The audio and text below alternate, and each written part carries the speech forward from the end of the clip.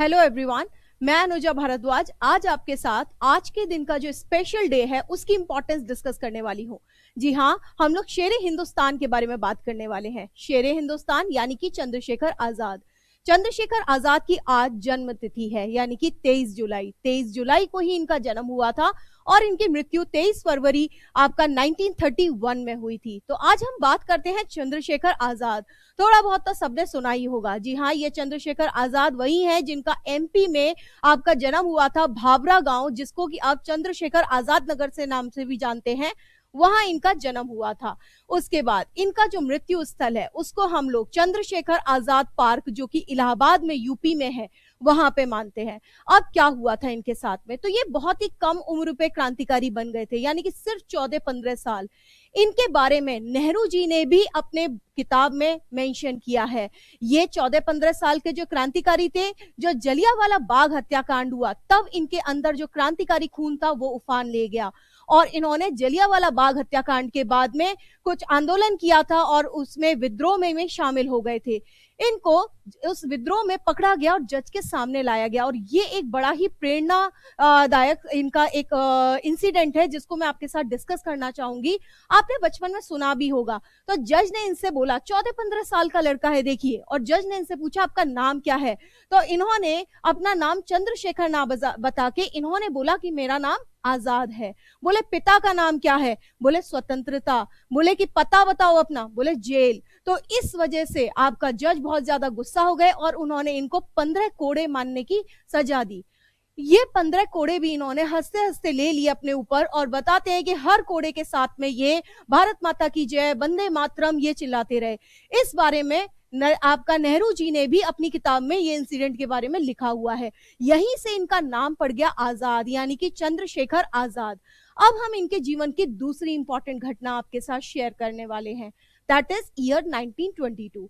हुआ क्या, पहले तो ये कांग्रेस को समर्थन दे रहे थे और गांधी जी के हर मूवमेंट में ये बहुत अच्छे से पार्टिसिपेट करते थे, यानी कि गांधी जी के जो नॉन वायलेंट मूवमेंट है शुरू में इनका उसमें विश्वास था। परंतु 1920 में जब गांधी जी ने असहयोग आंदोलन यानी कि नॉन कॉपरेशन मूवमेंट शुरू किया, उसको उन्होंने अचानक ही बंद कर दिया था 1922 में।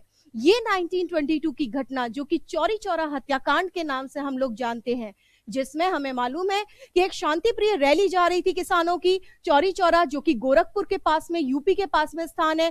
वहां पे जो किसान थे उनके ऊपर पुलिस वालों ने गोलियां चलाई। किसान जो थे वो, उनकी रैली जो थी उनको गुस्सा आया, उन्होंने पुलिस थाने में आग लगा दी। ये चौरी चौरा नाम का जो पुलिस थाना था, इसमें 22 पुलिसकर्मी जिंदा जल गए। ये एक आपकी आक्रामक गतिविधि हो गई जो कि क्रांतिकारियों के हाथ से हुई थी।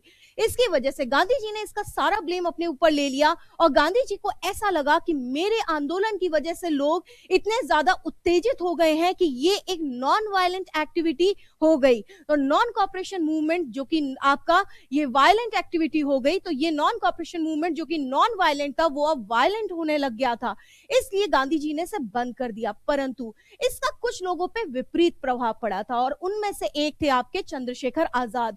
उनका विश्वास यहां से हट गया कांग्रेस से और उन्होंने उससे अलग होके एक अलग संस्था बनाई जिसको हम जानते हैं एचआरए, हिंदुस्तान रिपब्लिकन एसोसिएशन। जी हाँ, ये वही एचआरए है जिसमें जितनी भी क्रांतिकारी गतिविधियां हुई थी, चाहे मैं काकोरी कांड कहूं या कहीं पे बम फेंकने की गतिविधि, ये सारी चीजें एचआरए द्वारा ही आपकी हुई थी। अब ये जो एचआरए है, ये आपका राम प्रसाद बिस्मिल और आपका सतीश चंद्र सान्याल और आपके एक और व्यक्ति थे योगेश चंद्र चटर्जी, इन तीनों ने मिलकर ये एचआरए बनाया और चंद्रशेखर आजाद ने भी इस एचआरए को ज्वाइन कर लिया। अब यहाँ पे ये गतिविधियां इनकी शुरू हो गई। अब शुरू में ये लोग काम करते थे लूट का, क्योंकि इनको पैसों की जरूरत है। कभी भी क्रांतिकारी गतिविधियां अगर आपको चलानी है तो आपको धन तो चाहिए, हथियार भी चाहिए। तो इन्होंने एक प्रोग्राम बनाया काकोरी कांड जिसको हम बोलते हैं। ये काकोरी स्टेशन पे एक ट्रेन को लूटने वाले थे। इनका ये मानना था, ये जो कार्य हुआ है ये 1924 में हुआ है।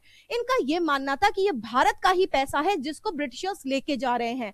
तो भारत का पैसा वापस लेने में या लूटने में कोई गलती नहीं है। उससे पहले ये कुछ ऐसी भी कुछ आपको आर्टिकल्स मिलेंगे जिसमें आपको लगेगा कि ये लोग जो हिंदू लोग बाकी जो आपके इंडियंस थे उनके घरों को भी लूटते थे, बट बीच में कुछ ऐसी गतिविधि हुई थी जिसके बाद से इन्होंने डिसीजन लिया कि अब ये सिर्फ गवर्नमेंट ऑफिसर्स और गवर्नमेंट प्रॉपर्टी को ही लूटा करेंगे।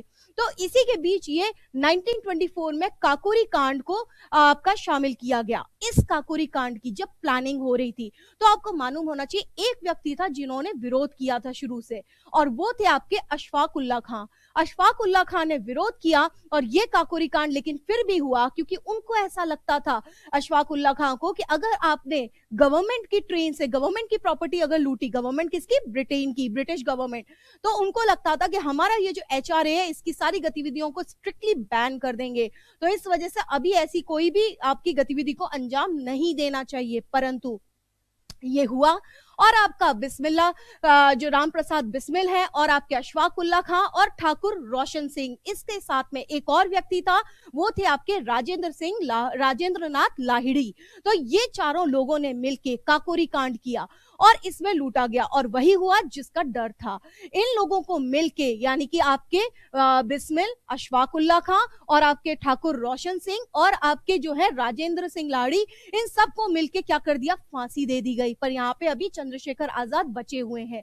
आगे देखिए 1926 में इन्होंने एक गुप्त मीटिंग रखी और इस गुप्त मीटिंग में ये डिसाइड किया गया कि रशिया का जो सोशलिस्ट है, सोशलिस्ट विचारधारा, उसको अडॉप्ट करते हुए जो हमारा एचआरए है इसका नाम पड़ गया एचएसआरए। तो ये एचएसआरए जो नाम रखा है इसका मतलब है हिंदुस्तान सोशलिस्ट रिवॉल्यूशनरी एसोसिएशन। तो ये आपका एचआरए अब एचएसआरए बन गई। इसमें सोशलिज्म की विचारधारा को बहुत ज्यादा शामिल कर लिया गया। अब इन्होंने कहा था कि हमारी लड़ाई, एक वाक्य है चंद्रशेखर आजाद का, ये भी बड़ा इंपॉर्टेंट है, हमारी लड़ाई आखिरी फैसले तक चालू रहेगी और वो आखिरी फैसला क्या होगा, या तो जीत या फिर मौत। यानी कि ये बिल्कुल करो या मरो की तरह एकदम डू और डाई वाली स्थिति हो गई है इनके लिए। तो ये भारत को आजाद कराना ही चाहते हैं। अब यहाँ पे हम आपको दूसरी इनकी गतिविधि बताएंगे। 17 दिसंबर 1928 17 दिसंबर 1928 से जो बैकग्राउंड है वो पहले हमें बताना पड़ेगा, और वो बैकग्राउंड था आपका जो हमारा आया था जलियांवाला बाग हत्याकांड। उससे पहले कौन सा एक्ट आया था, रॉलेट एक्ट। तो इस रॉलेट एक्ट के दौरान एक बड़े महान क्रांतिकारी की डेथ हो गई थी और वो थे लाला लाजपत राय।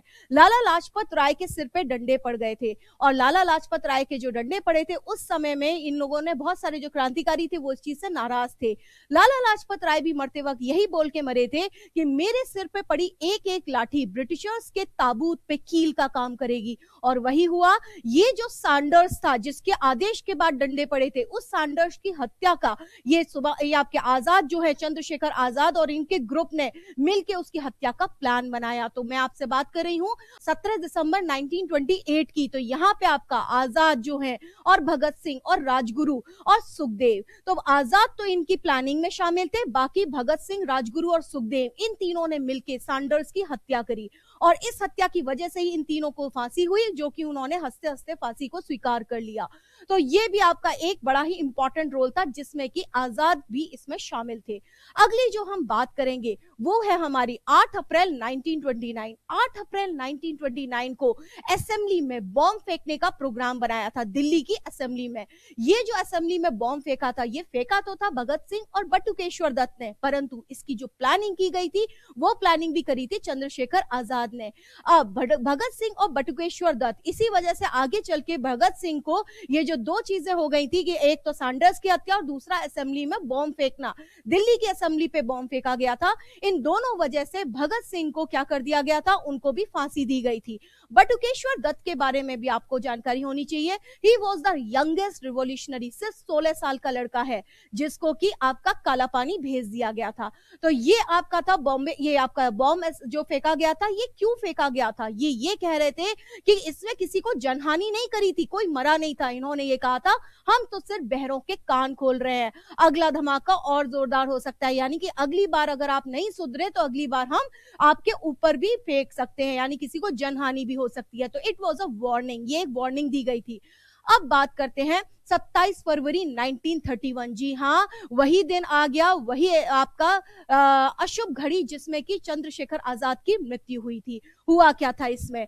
तो इस दिन एक सुखदेव राज नाम का व्यक्ति था जिसके साथ ये मीटिंग कर रहे थे, और मीटिंग कहां पे कर रहे थे? इलाहाबाद के पास में आपका एक पार्क में ये मीटिंग कर रहे थे। तो यहां पे ऐसा हुआ कि ये इनकी मीटिंग के टाइम पे एकदम से ब्रिटिशर्स की बहुत सारी पुलिस आ गई, और हजारों की संख्या में पुलिस आने के बाद में इनमें दोनों तरफ से गोलियां चलने लगी। आपको ये पता होना चाहिए कि चंद्रशेखर आजाद बहुत अच्छा निशानेबाज थे। उन्होंने ब्रिटिशर्स के छक्के छुड़ा दिए, बहुत डरते थे ब्रिटिशर्स इनसे, और ये अपना फायरिंग, काउंटर फायरिंग चलती रही। लेकिन उसके बाद में जब उनको लगा कि अब उनकी गोलियां खत्म हो रही है, तो उन्होंने एक आखिरी गोली बचा ली। क्यों? क्योंकि उनका कहना था कि दुश्मन की गोलियों का हम सामना करेंगे, दुश्मन की गोलियों का हम सामना करेंगे, आजाद ही रहे हैं और आजाद ही रहेंगे। ये कहते हुए उन्होंने आजाद ही हैं और आजाद ही रहेंगे यही नारा देके उन्होंने जो अंतिम गोली थी वो खुद को मार ली, और इस तरीके से उन्होंने अपना शहीद होना स्वीकार किया, ना कि ब्रिटिशर्स के हाथ में जाके मरना स्वीकार किया। तो ये थी चंद्रशेखर आजाद की वीरता भरी हुई कहानी। Thank you.